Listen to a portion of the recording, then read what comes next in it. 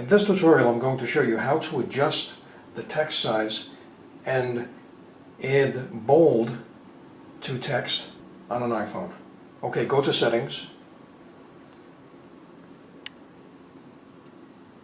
Display and Brightness, go to Text Size. Now you could just move this to the right and to the left to make it smaller.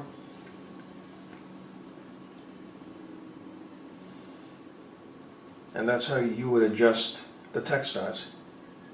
So if I make it really large,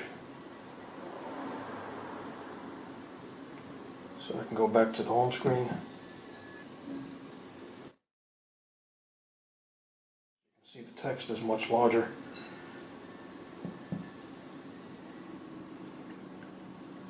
Now to make the text bold, you could just turn on bold text.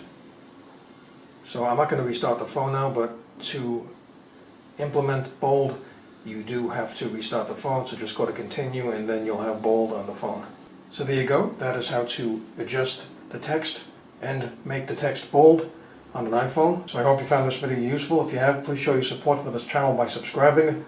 Feel free to leave comments. Please like up this video, and thank you for tuning in.